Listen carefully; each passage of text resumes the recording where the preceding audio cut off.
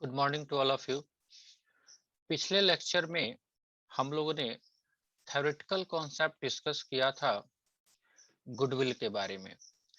अगर कोई partner admit हो रहा है और वो एडमिशन के टाइम में जो गुडविल का पैसा लेके आ रहा है, उसके लिए डिफरेंट 5 केसेस हम लोगों ने किया था डिस्कस थ्योरेटिकली, कि आपका वो पैसा कैश में लेके आ सकता है, काइंड में लेके आ सकता है, कुछ पोर्शन वो कैश में लेके आए, कुछ पोर्शन वो नहीं लेके आए। There are 5 different situation arises in case of adjustment of goodwill in case of admission of new partner। तो उस कड़ी में हमने लास्ट लेक्चर में जो थ्योरेटिकल कॉन्सेप्ट केवल देखा था, उस पे आज एक प्रैक्टिकल एग्जांपल हम लेके देखते हैं। उसके बाद आपके जो भी डाउट रहेंगे उसको भी दूर करने का कोशिश किया जाएगा। तो चलिए पहले हम एक इलस्ट्रेशन डिस्कस करते हैं, जो कि आपका प्योरली बेस है। आपका किस पे? वो आपका बेस है आपके एडमिशन के टाइप में जो गुडविल का जो वैल्यूएशंस कह सकते हो, या आप ये भी कह सकते हो कि जो भी पैसा वो लेके आएगा पार्टनर, उसका कैसे जर्नल एंट्री या ट्रीटमेंट करेंगे।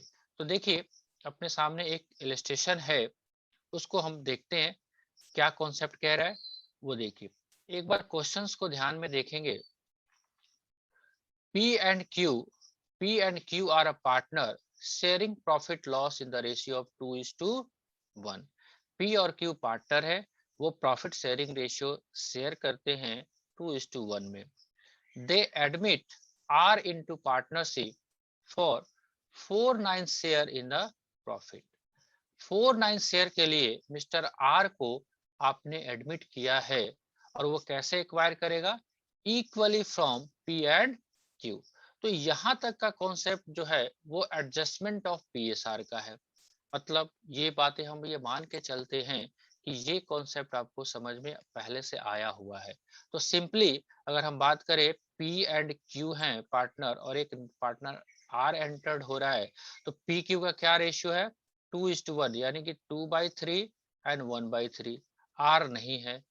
आर जब आया 4/9 शेयर के लिए, और इस 4/9 का आधा वो पी से गेन कर रहा है और आधा वो क्यू से गेन कर रहा है। तो ये सिंपल कैलकुलेशंस का तरीका है, इसको भी कैलकुलेट करना जरूरी है, राइट?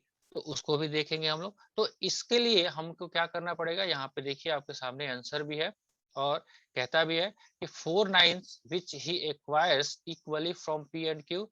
तो आर से कितना गेट्स करेगा? हाफ ऑफ 4/9, यानी कि 2/9, and half of 4/9 is 2/9 from Q। तो R जो है P से 2/9 एंड R से भी 2/9 वो गेन करेगा। तो नया प्रॉफिट शेयरिंग रेशियो क्या होगा? तो जो P का एग्जिस्टिंग था 2/3, उसमें से 2/9 लेस कर देंगे, तो ये निकल के आ जाएगा 4:4/9, and new ratio of Q is 1/9, right? तो thus new profit sharing ratio PQR is 4:1:4। अब हमको इसमें गेन और सेक्रीफाइस भी निकालना पड़ेगा। क्यों? क्योंकि हमको गुडविल का एडजस्टमेंट करना है, राइट? अगर हम बात करें तो इस क्वेश्चन में गुडविल का सेक्रीफाइसिंग रेशियो जो है वो कुछ और नहीं है। वो सेक्रीफाइसिंग रेशियो यहाँ पे आप क्वेश्चन दे दिया हुआ है, क्या? इक्वली। तो इसके आगे का टॉपिक हम देखते हैं, क्या कहता है कि are bring cash rupees 2,50,000 as capital and 1,80,000 as goodwill। तो ये कौन सा केस में कवर अप हो गया? ये केस नंबर 2 जो हमने देखा था। If incoming partner brings his share of goodwill in cash, वो कैश लेके आ रहा है शेयर ऑफ गुडविल, तो उस केस में क्या करेंगे? तो सबसे पहला एंट्री, एक तो एंट्री होगा पैसे आने का, तो bank account debit, capital plus goodwill both. यहाँ पे कैपिटल कितना लेके आ रहा है वो?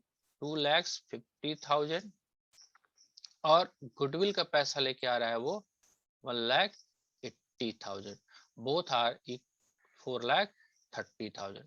जो कैपिटल का पैसा है वो कैपिटल अकाउंट में, आर कैपिटल अकाउंट। एंड जो गुडविल का पैसा है उसके लिए हमने डिस्कस किया था कि एक नया लेजर अकाउंट ओपन होगा, उस लेजर का क्या नाम रहेगा, premium for goodwill, right, premium for goodwill 1,80,000। ठीक है जी, amount of capital and goodwill premium brought in by cash. चलिए यहां तक काम हो गया। अब ये जो पैसा आया है गुडविल का, इसको तो डिस्ट्रीब्यूट करना है। और आपको ध्यान में है ये जो 1,80,000 बटेगा किस में बटेगा, सेक्रीफाइसिंग पार्टनर में। और किस रेशियो में बटेगा, सेक्रीफाइसिंग रेशियो में। ये बात ध्यान में रखना है।